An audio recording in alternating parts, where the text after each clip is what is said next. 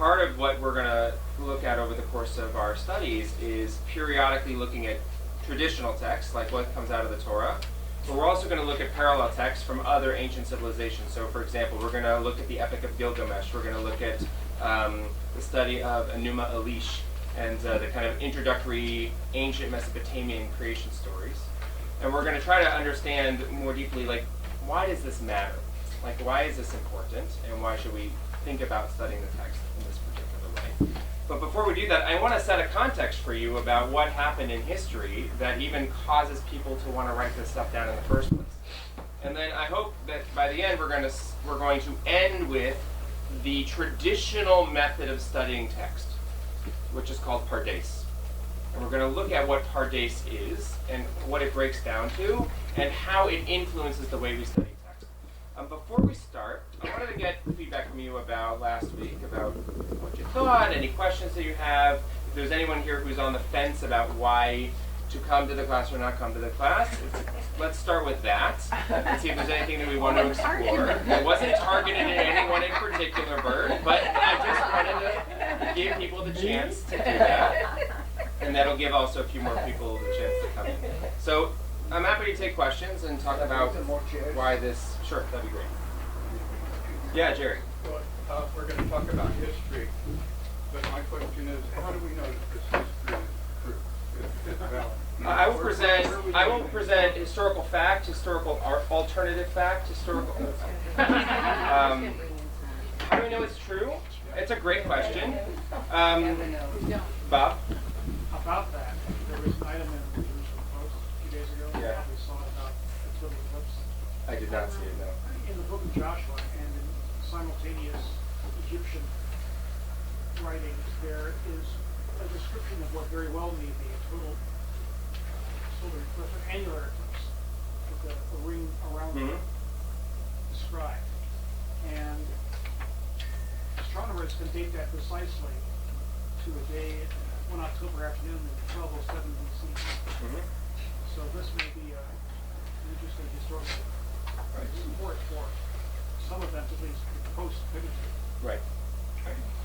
There actually are very clear references to the eclipse, for example, in the Talmud. They clearly knew about it and reacted to it. Actually, the eclipse, both the lunar and solar eclipses in the rabbinic period were viewed as bad omens.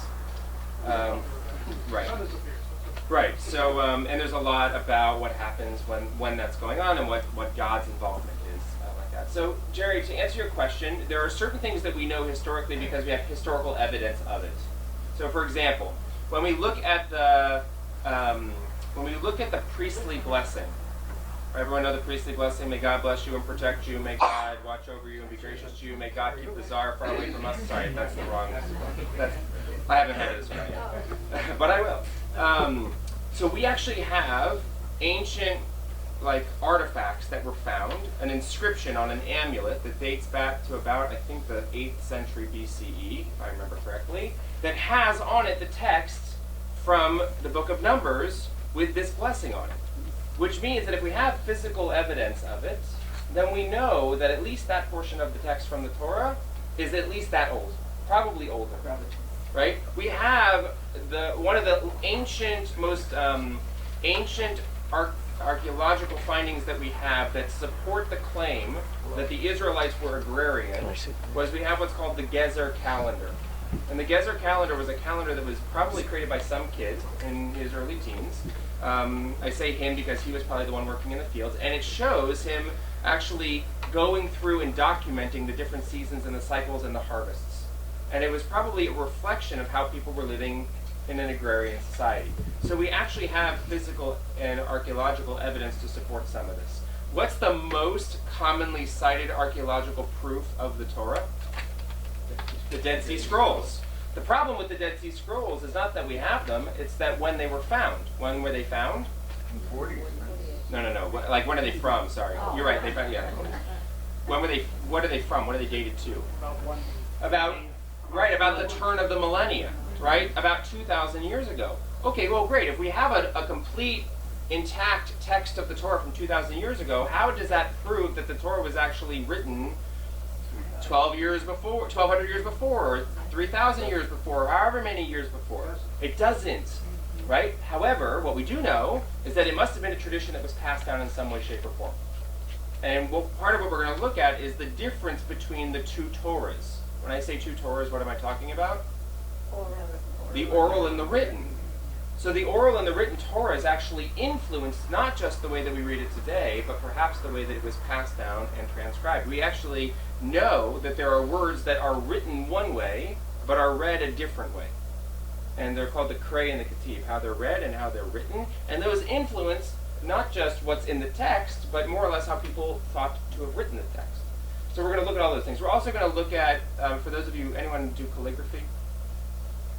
Okay. So we'll look at some ancient parallels of texts, right? So you can see the way that early Proto-Semitic Hebrew was written, and how some of those things appear on tablets. What's the earliest? Anyone know what the earliest reference is to King David? There's an 11th century archaeological finding that references, well, in particular, it says King David. Okay? Now, I'm going to ask my German over here, what does the German sound W make? V. Okay? So if this is actually a V, this is David.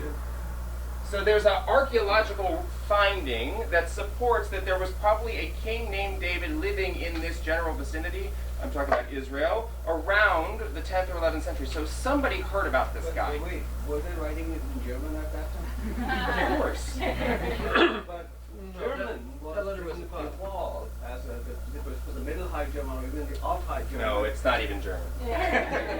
No, it was, I forget if it was, I think it was Akkadian or Aramaic or something like that. The most commonly spoken language at the time was probably Aramaic. It's mostly Arabic, I think. Right? Because Dawood is in Arabic. Right, so Dawood. Dawood. So we don't know if it is the German pronunciation of the Aramaic, which is Wood. Dawood. Right? Even there's actually several people from Spain, influenced from Arabic and whatnot, that were called Ibn Dawood. Right? What does Ibn mean? Son of, right? Like Ben. Like when I call you, okay? So we have some evidence of that. We also, and this is why we're going to start with the history part, many of us, either marker or eraser. Long marker. I'll not use that one. Okay. We assume, and I think this is part of what gets to your question, we assume that the Torah was written at the very beginning of time by God or from God to Moses, which roughly when was the Exodus from Egypt? Around 1240 BCE was the date that's given, all right, roughly. But we don't actually have archaeological proof that supports that that's when it happened. That's when we think it happened, and there's reasons to speculate. But we're actually saying that Abraham lived 400 years before that in the patriarchal period. So probably like in the 1700s, 1600s, something like that. But do we actually know? We don't. But we do know what comes after it. And part of the history that we have to think about is what was the political structure going on at the time that perhaps influences the writings. I'll give you one last example. There's a story about King Josiah, who lived in the 7th century BCE. And we were told that one day he had a group of people going down into the basement of the temple in Jerusalem, and they were doing some cleanup. And in the process of cleaning up, they actually found the book that we now call Deuteronomy. And they read the book of Deuteronomy, and they realized, oh my gosh, we have not been following the holiday of Passover because it's going on right now. Well, we know King Josiah because we have historical evidence to support that he was a real king that lived in the 7th century. How do we know that? Because he's a contemporary of King Hezekiah. Who here has ever walked through Hezekiah's tunnels? Yeah, we did. Okay, what's cool about Hezekiah's tunnels? What's cool about Hezekiah's tunnels? They're narrow. They're what? Very narrow. They're very narrow. There's some writing. There's writing, yes. There's an inscription inside of Hezekiah's tunnels, which basically said that in the war that was going on, who was the war against? The Assyrians, who conquered the northern kingdom. In the war, they all went down underneath the old city to take refuge, and they had people start digging at opposite ends underneath the temple, and they met in the middle. And the inscription is on the wall in the original, I think it's Aramaic, but I don't remember, maybe not, on the wall that says that they were digging and they could hear each other through the walls, and that's how they knew that they were together. And because they hid underneath the walls, underneath the city, they were spared from the Assyrians. The Assyrians thought that the whole place was deserted, and they left. We know that historically. So that was in the city of David. In the city of David. Correct. Not the Solomonic temple. Well, the same thing. No, that's a little further. You're talking about Ir that we went to visit. That's just outside the city. This is underneath the temple directly, but they're all interconnected. Archaeologically, they're all interconnected. So I will do my best when I can to show you incontrovertible, what I would say, proof that it is legit. But I'm also going to tell you where we don't know, and that's part of what we're going to try to explore. If there are wars or if there are famines, there must be other, peoples around who may have experienced similar things that their writings corroborate. Many of them do. Many of them do. Is that Jerusalem? Yes. Some of the records from the kings of the surrounding neighborhoods wrote down when they conquered the Israelites or that kind of stuff. You're right. Was there another? I saw a couple of other hands. Yeah.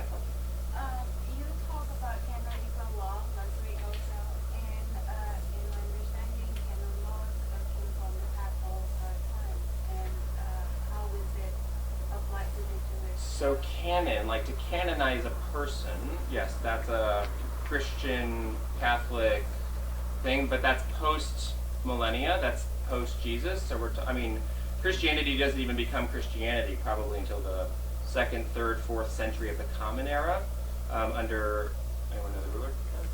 Constantine and Justinian. So we don't really see it. Canonization is an academic term that means to close or to bookend something. What did you say? Doesn't it make them a saint? That's what we call, if you canonize a person, you are making them a saint. But in academic study, when you canonize something, you are taking a group of things and putting them together and binding them together. So the Hebrew Bible is a canon. The 5 books of Moses is a canon. The New Testament is a canon. The Old Testament is a canon. Right? It's basically, what are we going to decide to put into it, and what are we going to say we're going to leave out of it? So the book of Maccabees is a great example. Didn't make the cut for the Hebrew Bible. Why? We'll get there.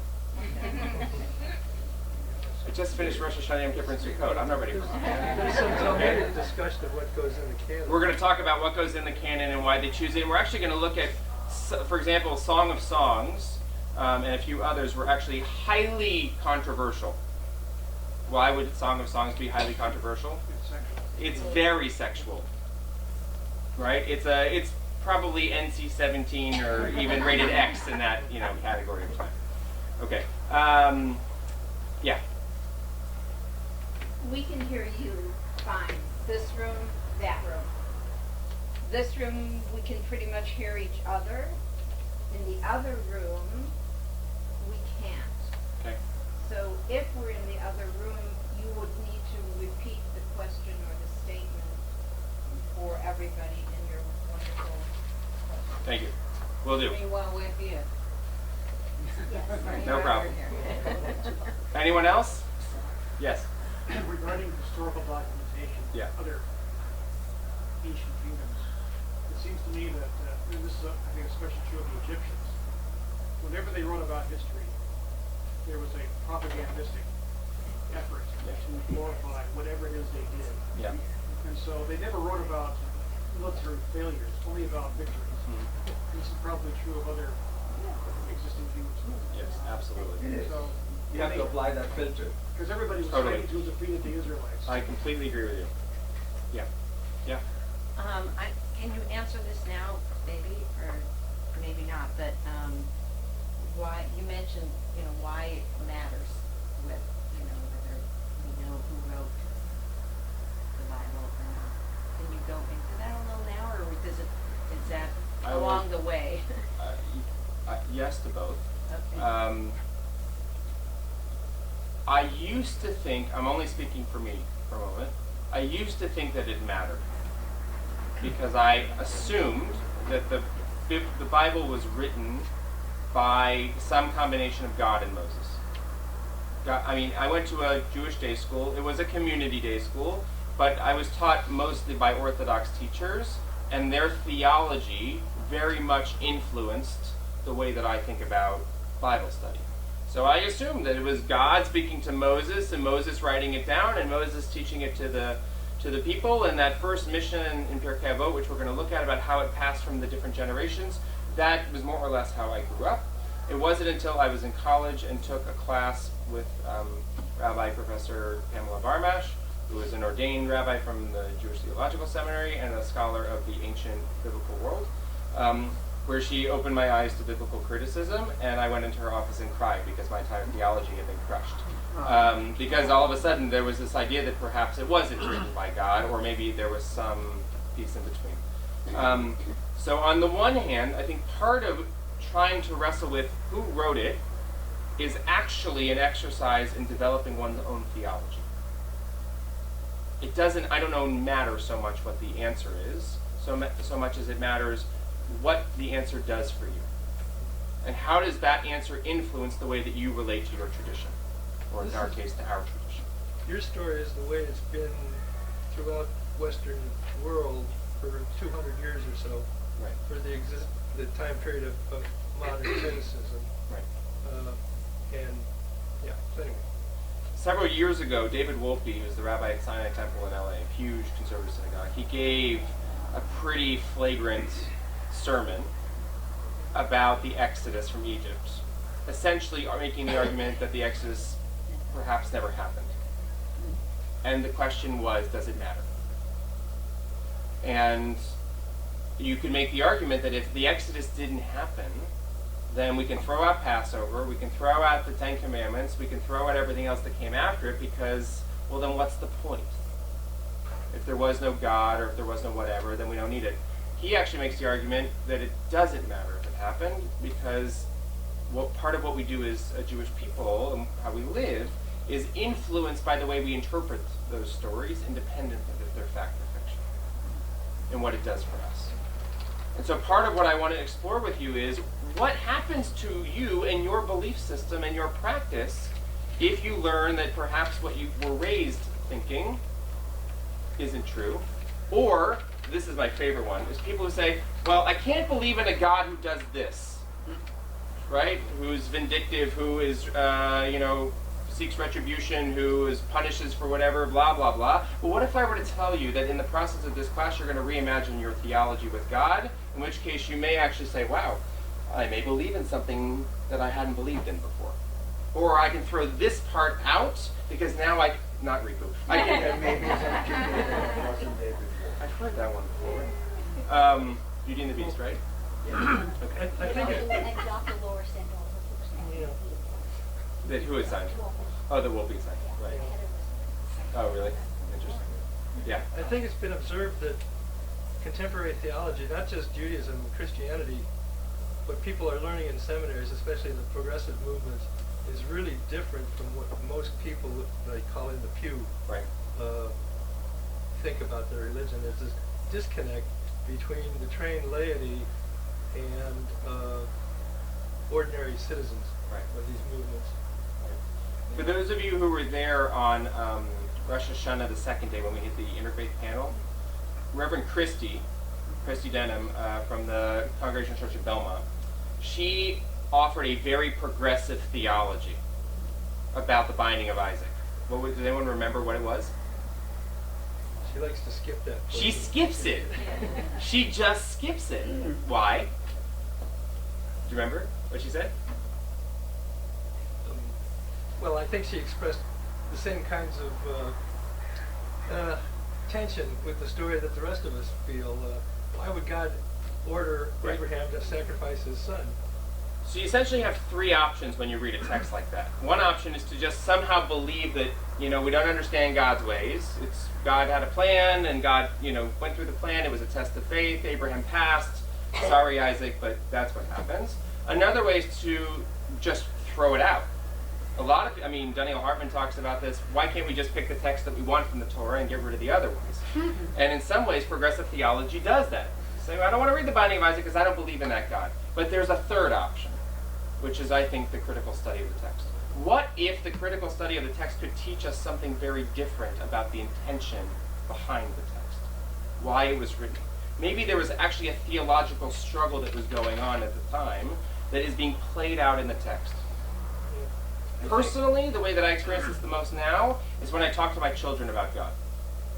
My kids went to Chai preschool for the first few years, which, as many of you know, is run by Chabad.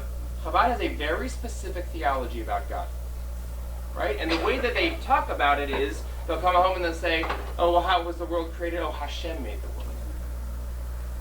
Not a bad answer. It's a lovely answer. But what happens when someone when they die?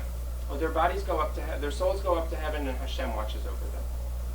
That is a theology. It is not the only theology. But when you grow up only hearing that theology, two things happen when you get older. You either keep believing it, or you throw it out altogether and you say, I don't do this anymore. Well, more than that, you say, they've been lying to me all these years. Right. Yeah. That's right. And right. So part of what this is actually, if I were to put a caption under this course heading, I would say this is actually about reimagining your own individual theology. In the end, I actually don't know so much that it matters. What matters, I think, more is the intellectual and spiritual and academic exercise that you're going to go through in the process. So, plus, I'm going to show you some texts that you've seen hundreds of times: the creation story, the binding of Isaac, the receiving of the tablets, the building of the Mishkan, stuff about the stranger that you've seen hundreds and hundreds of times because you've just seen it in the Torah, and we're going to look at it in a completely different way. I just did this to Phil. I said to Phil that in the binding of Isaac story, I don't know if you know this, but in the binding of Isaac story, there's actually two different representations of or manifestations of God in that story. And the whole first part, where God commands Abraham to do it, is one representation. And the whole representation of God when Abraham is told to stop is a different representation. Is that by the use of the different names? Yeah. In which case you can make the argument that the story is actually a story about feuding understandings of what God is. One God that would put Abraham to the test like this, and one God that would never put Abraham to the test like this. And who's the God that would never put Abraham to the test?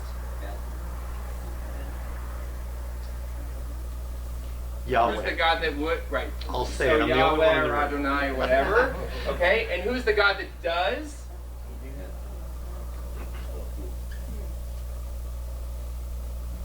And by the way, Genesis 1 is written exclusively about Elohim, and Genesis 2, chapter 2, is exclusively Adonai Elohim. And you can make the argument that these are actually two different gods, or two different understandings of God, or they're the same God and actually there's a conflict because what we're trying to do is resolve a theology of the world. Are there multiple gods? Is there one God? Is there multiple gods and one God is more powerful than the other gods? One God has many parts. Right. It's the difference. We often think of Judaism as a monotheistic faith, which means what? One God. Who are the other monotheistic traditions? Not really. We'll get to Christianity. Islam is probably the only other major one. But here's the problem with Christianity. Christianity, on the one hand, you could say is monotheistic. On the other hand, it has the Trinity. And so is the Trinity three different aspects of God? Or is it three different gods? Who do people pray to in Christianity? Or in Catholicism or whatever? Are they praying to Jesus, or are they praying to Jesus as a go-between between the people and God? Sometimes they're praying to a saint. So these different manifestations of God play out. But there's another possibility in Judaism, is that we're not necessarily monotheistic, we're actually monolatrous. Which means that there are multiple gods, but there is one God that rules over the others. And I'm going to try to prove that to you in Genesis 1. Do I do that? I'm not going to tell you what I do. Okay. Can you write that word down? Yeah, sure. Can you write We're going to look at the difference between polytheism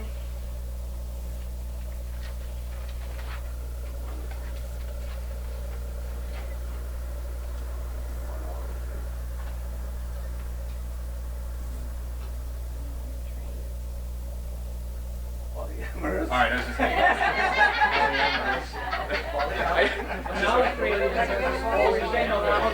I just wanted to see if people were paying attention.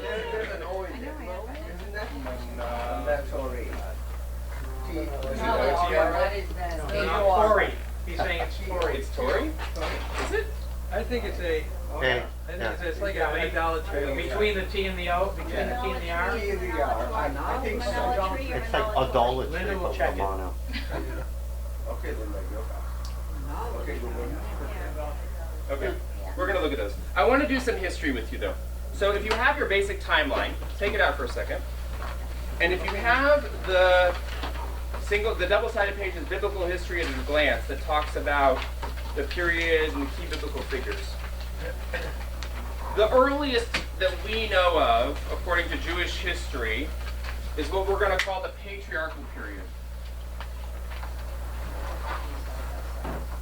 Rabbi's right. There's a possibility, we're not sure, but people date the patriarchal period from 2000 BCE to roughly 1300 BCE. But the truth is that there's a lot of wiggle room there.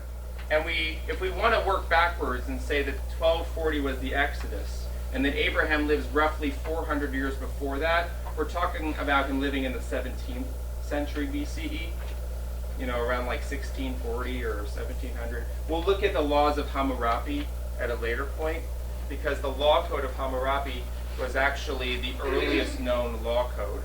And we're going to look at the way that that law code compares itself to the book of Exodus in the portion of Mishpatim. Some of you probably know the law of the talon, or lex talionis, which means an eye for an eye, a tooth for a tooth, a bruise for a bruise, etc. That actually was derived from earlier law sources, law codes, most notably law of Hammurabi, or the Code of Hammurabi. And he actually interprets it differently than the way we interpret it in the Bible, and we interpret it rabbinically the way that he interpreted it at that time. So we'll get to that at some point. But the patriarchal period is most notably defined by the patriarchs. Who are they? Abraham, Isaac, and Jacob, Sarah, Rebecca, Rachel, and Leah. Okay, and who is the last person that we would probably put into the patriarchal narrative? Joseph. Joseph. What's interesting about Joseph? How does Joseph's life end? Where is he? He's in Egypt. Where does the story of the second book of the Bible begin? In Egypt. So Genesis, if you were to classify Genesis as in a period of history, we would say that Genesis almost exclusively is in the patriarchal period. And pre. Right, exactly. Absolutely. Pre and, right, because even remember, the beginning of Genesis, the portion of Genesis and the portion of Noah, talk about going all the way back to the creation of the world. We're going to look at that too. Does anyone know what are some different ways of translating the first word of the Bible, Bereshit? In the beginning. In the beginning is one. It's not right, but yeah. When God began. Huh? When God began. When God began is probably more accurate. And actually, it's a theological difference. In the beginning implies what? Times the zero. That's correct. What we call creation ex nihilo. Yes. Which means something from nothing. If we translate Bereshit, the first word, as in the beginning, that would suggest that there was nothing before. But if we translate Bereshit, and we'll look at the grammar of it later, as Fred did, which was when God began creating, what does that imply? God was there before. Okay? By the way, that translation totally makes room for things like the Big Bang Theory. We've just resolved the tension: can science and religion coexist? And Jonathan Sachs has a lot of interesting things to say about that. He for sure argues yes, but it's an interesting way of changing the translation. This also means that time existed before that. It did. Not in the Big Bang. Well, Time did. Time didn't exist. what's more, it means that tohu vabohu existed before. Say it again. Tohu vabohu. We'll get to the chaos and the. So this is the patriarchal period. The next major event. These are like I said, Abraham, Isaac, Jacob, Sarah, Rebecca, Rachel, Leah, through Joseph, and then we're going to get to the next major event in history, which is the Exodus from Egypt, roughly around 1240. And from about 1240 to 1200, how many years did they wander in the wilderness? 40. About 40 is the time that it takes them to get to the land. If you look for a second on page 5 of your packet. The one that says the books of the Tanakh. Today's packet. Mm-hmm. Timeline. Basic timeline. The basic timeline. This one here. This page. The 5 books of the Torah are probably coming up to around 1200 BCE. That's where I would say it would end. And the reason I'm going to make that argument is that on our timeline, King David comes to rule around 1000 BCE. And the temple was built in 965 BCE. Who built the temple? Solomon. So roughly between 1200 BCE and about 965 BCE, we're going to have the stories of Joshua and the Judges, 1st and 2nd Samuel, that will lead up to the rise of King David. Here's where it gets fun and interesting, though. King David had multiple kids. The most notable was Solomon. Solomon had multiple kids. The most notable were these guys by the names of Jeroboam and Rehoboam. Both on the top 20 name list this year. Okay? What's interesting about Jeroboam and Rehoboam, or Yeravam and Rehoboam, is that they are the ones responsible for dividing the kingdom that David had united into what we are going to call the northern kingdom and the southern kingdom. The northern kingdom is going to fall in 722 BCE.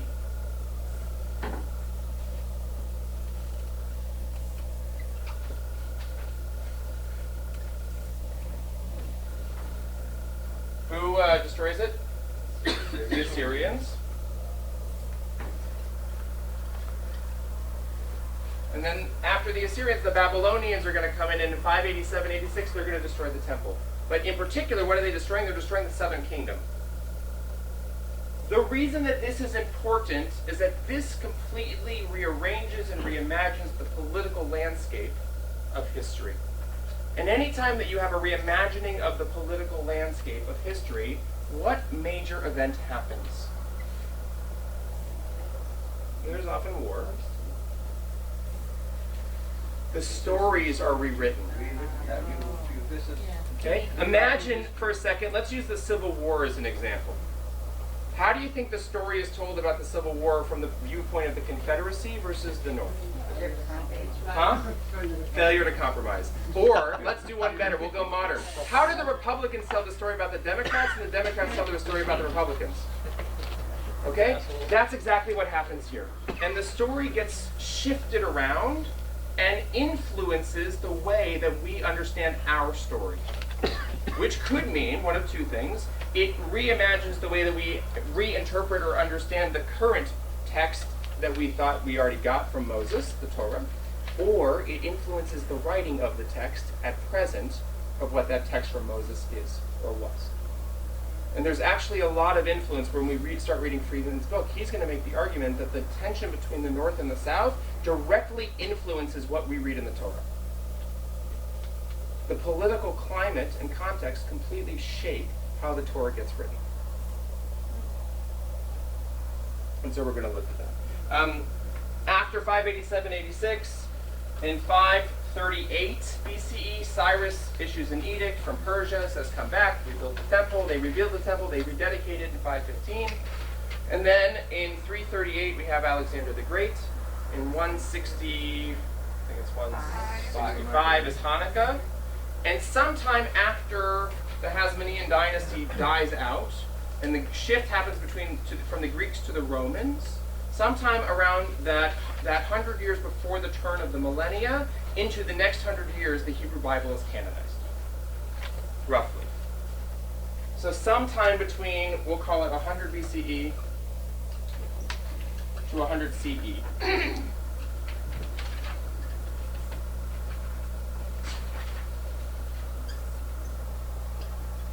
Hebrew Bible. Yeah. We have a lot of these dates, and we have estimates of certain things, from around 2000 BCE to around 1300. But then we come up with 722. All of a sudden, we're specific, and then we're back down here around 100 BCE to 100 CE. How do we I know? can give you a specific one for this, and it would be 90 CE. Okay. The problem is that we don't know for sure. And we do know when, for example, 722 happened because we have evidence of the wars and when the wars were fought. The wars actually started before this, but this is when it falls. And Rabbi? Right? 587. I was always taught when I was growing up that the temple was destroyed in 586 BCE. But what I didn't account for was that it wasn't a one-time event. It was actually a war. And if you remember, in Jewish tradition, what are the fast days that are associated with the destruction of the temple? So 9th of Av is the main one. No, not that one. So we have the 10th of Tevet, and then we have the 17th of Tammuz. This one happens roughly in December. It's right after Hanukkah, maybe January. This one happens 3 weeks before the 9th of Av. The 10th of Tevet is when they say they laid siege to the city of Jerusalem. The 17th of Tammuz is when they breached the walls, and 3 weeks later they destroyed the temple. If I just used for a moment our counting system, imagine this took place in December of 587, and this took place in the summer of 586. Okay, so when I say the destruction of the temple, I'll say that it's 587, 86. So we do know time spans for most of these things, yeah. I would argue on the other side it's 134 CE because that was the end of the Bar Kokhba, the third Jewish rebellion. That's on the other side then. Yeah, and that was the end of us. Right. So so when is the temple destroyed? 70 CE. Even though the temple is destroyed here, there's one more major watershed moment that happens, and that's called the Bar Kokhba revolt, which I believe is on your timeline. It is. On 132, 135. And I would argue that the Bar Kokhba revolt is probably the end of what we'll call the biblical period.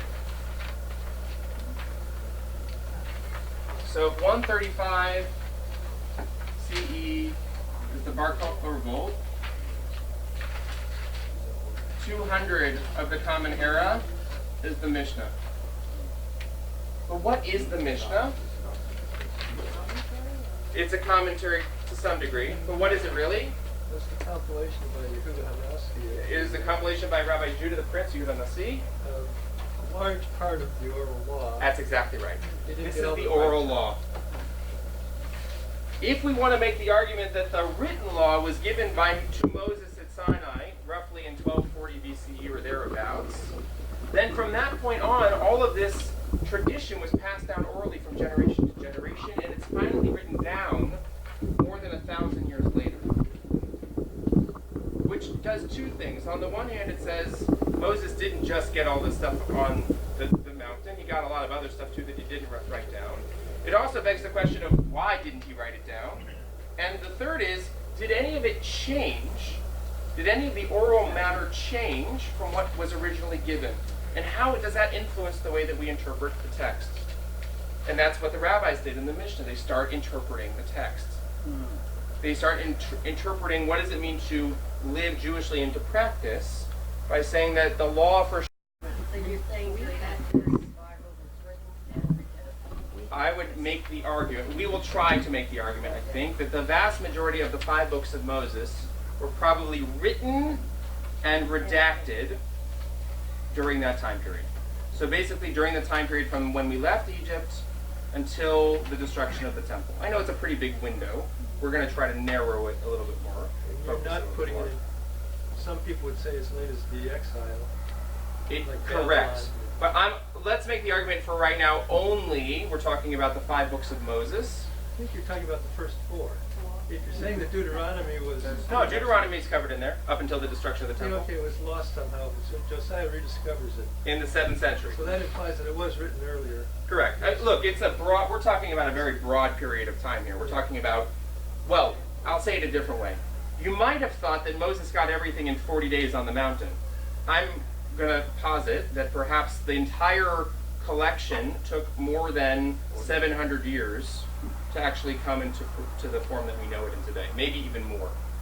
And to Fred's point, there are books like the book of Esther that we know had to have been written during the Persian period because it takes place in Persia.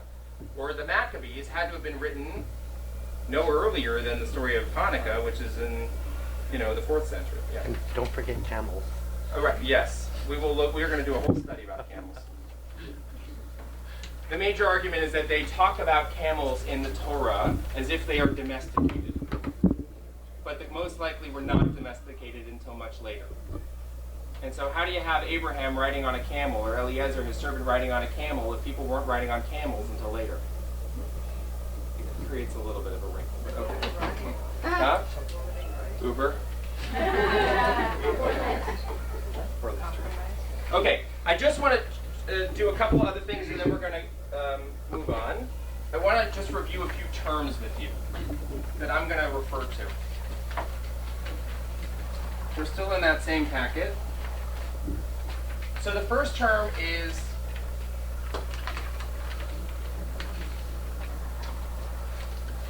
the Tanakh. The Tanakh is an acronym which stands for Torah, Nevi'im, and Ketuvim, which we're going to call the Pentateuch. What does Pentateuch mean? 5 books. So namely Genesis, Exodus, Leviticus, Numbers, and Deuteronomy. We will at some point talk about why they're named one thing in English and they're named something different in Hebrew, because the words do have meaning, or we'll call them the 5 books of Moses.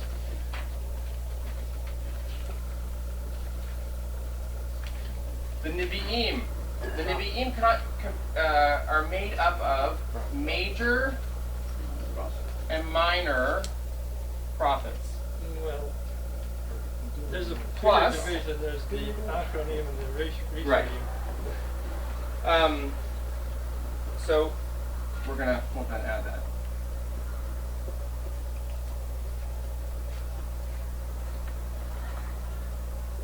The early and the late, the Rishonim and the early, and the Achronim and the late. If you turn to this page again, you'll notice all of the books that are in the prophets. The major prophets, if I were to cut them, would stop at the book of Ezekiel. And anything from Ezekiel down, Hosea, Joel, Amos, Obadiah, Joel, Micah, Nahum, Habakkuk, Zephaniah, Haggai, Zechariah, Malachi. Those are what we call the minor prophets. What's that? Oh, it's a typo. The second one is actually Jonah. Which, by the way, is also incorrect because Jonah is actually found in the book of Writings. But he's considered a prophet. The 12 minor prophets are called the Trei-Asar. Trei is Aramaic for 2, and Asar means like 10, like Eser. So they're the 12 minor prophets. Jonah is actually not found in Nevi'im, he's found in Ketuvim. What's that? Jonah's in there right near Amos. He is, but in our Hebrew Bible canon, he's found... No, it's not part of the... No, it's just in the Living Scroll because...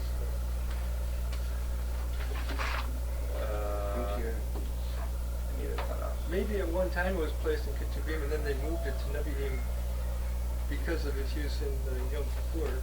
Well, it becomes part of the Megillot.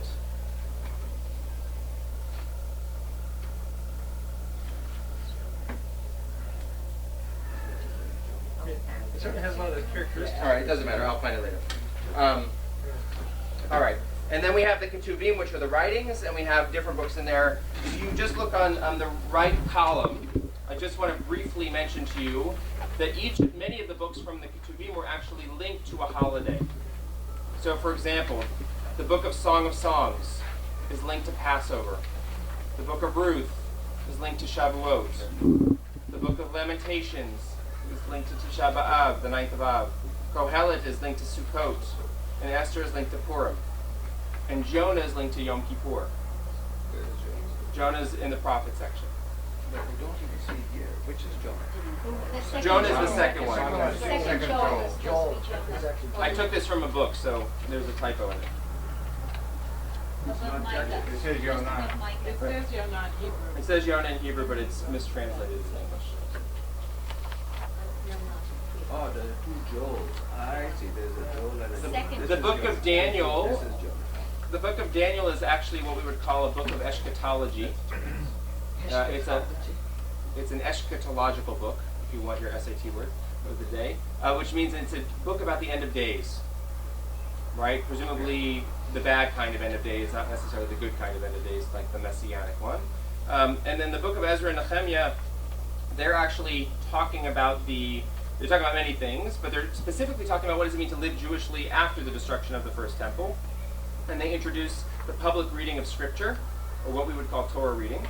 And Chronicles, this is another place, Jerry, where we learn about history. Chronicles tends to fill in the gaps historically of things that we might have read about at one point in short fashion, and it goes into more detail. And sometimes it actually gives you contradicting stories. You'll read one thing in one place, and then you'll read something in Chronicles, and it tells you a very different story from what you read before. And so we have to somehow find a harmony between them. And you expect to cover the fidelity? We'll be done by tomorrow. No, we're not going to cover this. Taking time out for meals. Okay. Any questions about the historical piece? Well, one comment. Yeah. A direct answer to your question is Josephus wrote an essay called Against Appian, where he argues for the historical accuracy of the Jewish record keeping, and he mocks the Greeks for thinking that they tell history, but all they do is tell interesting stories that throw in history. And he built a whole essay about it because at the time he lived, which is about 70 CE, there was still how do you know what's true or not true? All right. I'm going to pass this out to you. This is for you to take home and read, for those who would like to. If you don't worry about it. But I want to just conclude with the traditional model of study.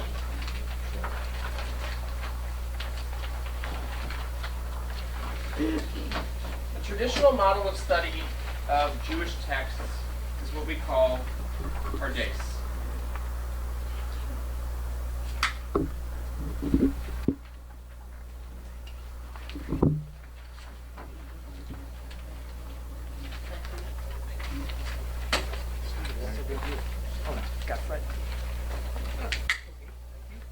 Okay. Does anyone know what the word Pardes means? Yeah. What did you say? Paradise? Kind of. What were you going to say, Brett? Well, yeah, It has an implication of paradise. Field. An orchard. it's the ancestor of our word paradise. Okay, yes, it does come, it's derived from paradise. Okay, so Pardes is actually an acronym that stands for Shat, Remez, Drash, and Sod. Yes, it's on your page. Okay? And one of the interesting things about this particular model is that it offers us different ways of reading traditional text and trying to understand what the text is about. This model does not, as far as I can tell, does not question authorship. This is a traditional model, so it's going to make the argument that God wrote the Bible or wrote it in conjunction with Moses. And so this is a model of interpretation. How do we understand this text based on what we've been given? So what's the pshat? Simple, literal, plain meaning. Okay? Rashi, the famous 11th century French commentator, he used to argue that there was no such thing as interpretation except for the simple interpretation. Shuto shel mikra. If it says that something happened, then that's what happened. Don't try to read into it, just read it that way. If he says he went from here to here, that's what he did. He didn't stop and go get gas. He didn't go to whatever. He just went from here to here. Is this the Karaites? No, not quite. This is a model. This is in terms of trying to understand not necessarily halachic practice per se, but it's about like what's going on in the text. So we'll differentiate for a moment what the text says and then how it's implemented. Okay? Yeah. My impression is that Rashi, his first concern was to figure out what the pshat was, but he frequently brings in midrash. He totally does. So I don't think he can find himself a pshat. He does it, but he almost always started there. Yeah, he starts there. Correct. Okay, what does remez mean? Now, this is the debatable stuff. Didn't teach me it. A remez literally is a clue or a hint. All right, but what does it literally mean? Like, what's the style of remez? You can read it on the text if you want. Symbol. What do you mean by symbol? Each character has symbolic meaning. Yes, there's something symbolic. If any of you sat with the sofer, when the sofer came to do the filling in the letters of the Olmut scroll, he would tell you this, the meaning, the hidden meaning, if you will, the kind of special value, right, that is being hinted at in the text. Right? And it adds another layer of interpretation. Then we have the drash. What's the drash? In particular? Yeah, it means something more like pursuit, literally, I think. So lidrosh is to go and pursue or to expound on something. And oftentimes midrash is done, the way that they do midrash is they will take different literary devices, metaphor, analogy, whatnot, and they will use it to interpret what something means. Oh, it talks about Lou Harris in this place and talks about Lou Harris in that place, so it must mean that both of those things are talking about Lou Harris. It's all about the same person, or something like that. Yeah. So is metaphor remez or drash? Metaphor? Yeah, like if something is talking about something, like if you read it concretely, it means this, but really what it's saying is this. So it's like a metaphor. So metaphor is a device that's used in midrash. It's also a device that's used, I think, in remez. Okay. Metaphor, in this case, when you read a midrash, so I'll give you the classic example of the midrash. Does anyone know where the story comes from about Abraham working at his father's idol factory? Where does it come from? Not the Torah. Right? Do you know the story? Yeah. Who doesn't know the story? So the story goes that Abraham's dad went on a business trip. He was a global services flyer on United, and he went on business, and he asked his son Abraham to watch the shop while he was away. And when he came home, he noticed that all of the idols in the shop, he ran an idol business, very common at the time. He was one of those small business owners, so he got and so he came home and he noticed that all of the idols were destroyed. And he says to his son Abraham, what happened? He says, well, while you were gone, it was the strangest thing. This idol started picking a fight with that idol, and then this idol jumped in the middle, and then they started beating each other up and destroying one another. And the big idol that was over there in the corner went in and wiped everybody out. To which his father said, what are you talking about? That's ridiculous. They're just made of wood and stone. To which Abraham said, aha. All right. So and it's as a result of that midrash. I just told it, with a little bit of poetic license. It's as a result of that midrash that it was said that God chose Abraham to go and to become in relationship with God. But that is not in the text. But how do they derive it? Fred, do you remember how they derive it? Like the story about Abraham with the... Yeah, and the idols. I don't. They compare Abraham to all of the people who were around him who were worshiping idols. And if you remember in particular, it was the generation of Noah. Noah is chosen to go on board the ark. He's chosen because either he's righteous in his generation, which means that he's better than the other people, or at least doesn't behave like them, but presumably all the people around him were lawless and idolatrous. And so Abraham emerges as this person who is not like them, and they're able to connect it in different ways. And so Midrash is using other source material, other stories, in order to be able to craft another story that gives us the background, that which we wouldn't otherwise know about the story. And then the final part is sod. Sod means that which is hidden or secret. Some people often refer to the sod part as the mystical interpretation of the text or the Kabbalistic interpretation of the text. I don't necessarily always know or understand this one. This one's a little bit more esoteric for me, but it's another way of interpreting. For me, the hard part is distinguishing remez from drash. Correct. I agree. And I don't know that there is such a clear distinction. Yeah. It has been said that you can actually apply all four of these interpretive devices to any aspect of the Torah. Most of us, I would argue, sit here or here. But since it's not so clear what the difference is between remez and drash, probably these two together. Wait, okay, let me ask a question about using it from gematria. Is that a hint or is that a soap? I would put gematria in a different category. Gematria is certainly part of the toolkit It's here. definitely, Since it's a fixed I would one, argue that it's either remez or so. It's mostly remez, is when I would say. But if you go into that much more, it becomes a soap. So I would say that R and DS are the ones that are closer. So you really get RDS and all three of those. You just wanted to say RDS. It's hard to tell, is the truth. Yeah. So to tie into what you were talking about before, this analysis is only since the rabbinical period, right? Correct. Which is, and the rabbinical period started at the end of the Bar Kokhba revolt about Correct. 134.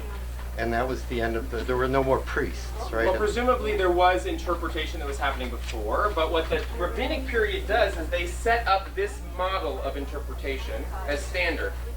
But let's think about it this way. If this is the standard model of interpretation, what is the theology that drives this interpretation? Rabbinical Judaism. Well, what did the rabbis think about God if they're using this interpretation? They think that God Try to wrote come up it. with a reason for their misfortune.